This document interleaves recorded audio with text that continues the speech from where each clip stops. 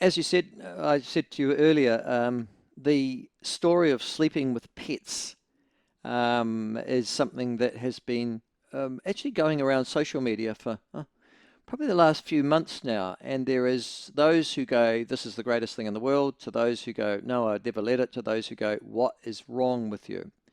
Well, our next guest is Dr. Heidi Ward-McGrath. She's the director of an award-winning veterinary practice, a published researcher, an entrepreneur who's actually developed a range of successful natural animal health products. I assume that's for the animals rather than of the animals. And in 2017, she was selected as the winner of Kiwibank New Zealand of the Year, the Local Heroes Medal, for her work with animal welfare. I was looking her up just beforehand and I thought, oh my God, you're also into CrossFit Games, which is just madness. But anyhow, she joins us now. Heidi, welcome to the show. Do you do CrossFit Games as well? Yeah, I've just made the New Zealand team this year, Michael, so we're off to Vegas. Off to Vegas? Listen, that's serious stuff, CrossFit. I mean, that's a whole series of disciplines, isn't it? All of them completely mad. What got you into that? I had a very serious orthopedic injury, spinal injury, and I was told I wouldn't walk in 8 years. So I set about learning everything I could learn about neurology, functional rehab recovery, laser therapy, functional medicine, and CrossFit has given me back my health, my strength, my vitality, and I love it. It's awesome. Yeah, well, there you go. You see, I bet you're a redhead as well, too, are you? Yeah, 100%. Yeah, there you go. You see. It's just that I always think there's way too many redheads in the CrossFit Games. The ones I've always seen, it seems disproportionate We're number. Vikings. Yes, I Warriors. suppose that's what it would be. Yes, I suppose that's right. Yeah, But we didn't come to talk about that today, although that's fascinating background. Listen, sleeping with pets. I've been reading an awful lot of stuff lately because I'm having this argument with my wife and losing it, obviously. But how common is sleeping with pets in New Zealand? Nearly half of dogs and cat owners actually let their pets sleep in their bed with them. So it's very, in their very bed, popular. not on their bed. Both in and on their bed. And why do we do that? Is it because we're sad, pathetic individuals, or could we derive some sort of benefit from it? I think especially for people who live alone or people who are going through grief or stress or potentially they've got PTSD, our pets give us comfort, they give us warmth, they give us security, and they are our emotional buddy. So I can understand why people choose to sleep with their pets. Right. What's in it for the pets? Well, gosh, a lovely, warm, soft bed with their family member. And dogs are pack animals. They love to be with their family. But my cats are never happier than when they're curled up on the bottom of the mohair blanket at night. And it's something I've always had a cat on my bed ever since I've been a child. To me, that's normal. Yeah. The other thing I noticed with my mother, she went, unfortunately, in her later years, she had dementia and ended up in a ward or a unit of an old folks' home. But I also noticed that the preponderance of cats there that seemed to make a difference to the lives of the residents that were there as well, and they would live literally there. Do they provide therapeutic benefits in those sorts of settings as well?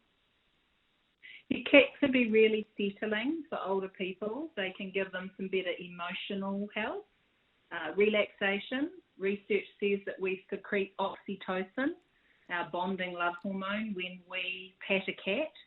And there's plenty of interesting theories around pussycats purring and the oscillation of the sound waves and that being a healing wave between two individuals. But certainly I feel very happy when I pat my cat and she purrs happily and settles on my knee.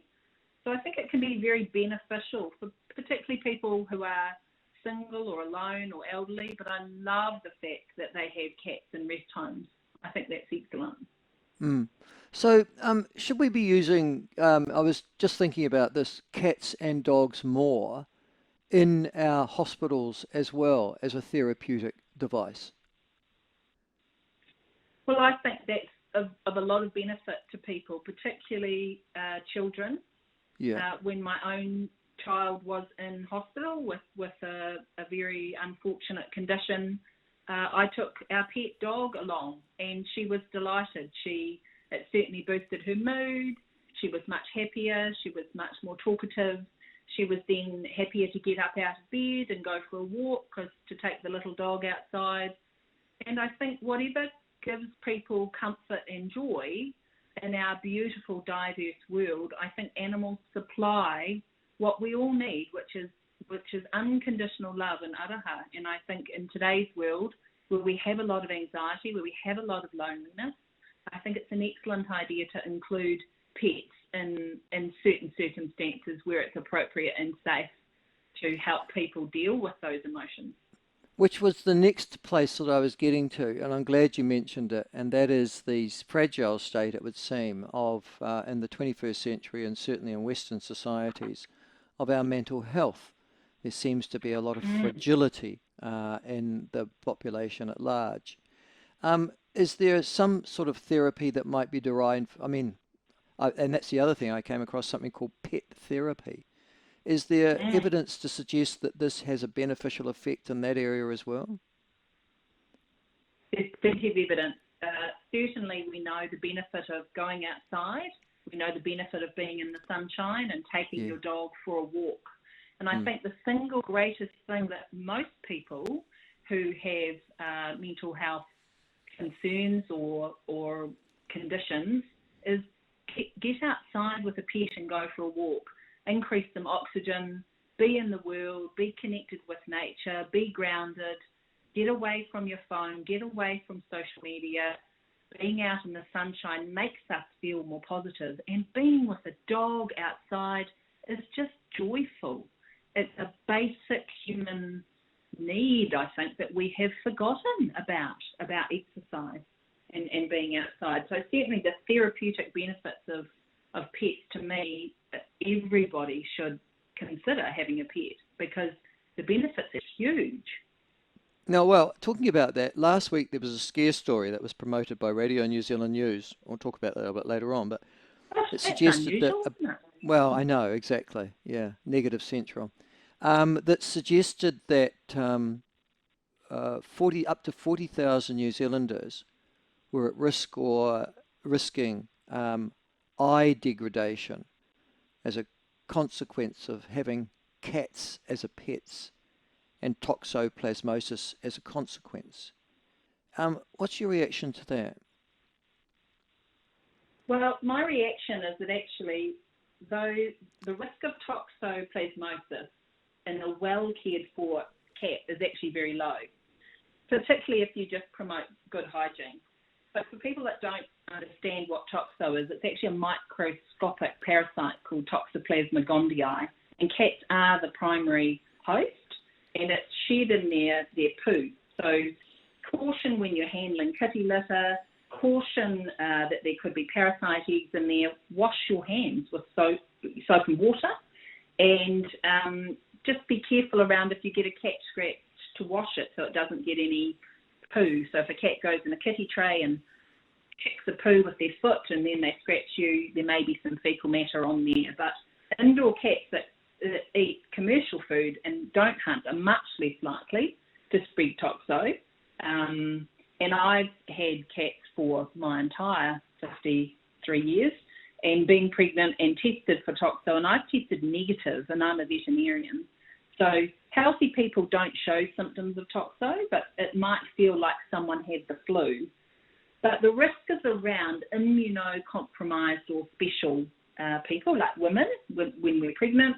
There can be an issue around neurological and visual problems, which is where I think someone has picked up on that topic and then decided that that's a risk factor. But immunocompromised people with weak immune systems, so say they're having cancer treatment or they have AIDS or they've had an organ transplant, then that's a totally different situation than someone who's in a normal family that has a cat in the family. But certainly as a vet, we advise vigilance. Just you can mitigate the risks of toxo without having to banish your cat.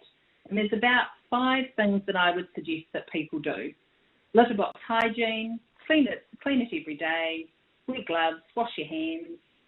Bedroom habits, you can have a pet bed in your bedroom if you want to have the pet in your bed, and therefore they don't have to sleep on your bed, or simply just wash their bedding every week. Don't let your cat walk on your pillow, because of course their paws could be, going in the kitty tray.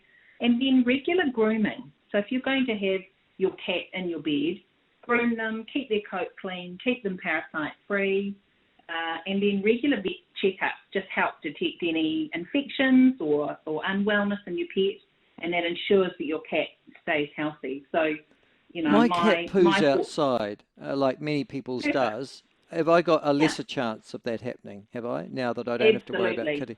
Yeah. Okay. That's the whole reason that when we follow the way things that are supposed to be, the natural path, which is that your cat will go outside and poo in the garden, then you're not handling something you shouldn't necessarily be handling. So it's just good I'm all right. hygiene. I'm okay. You're okay, Michael. Cool.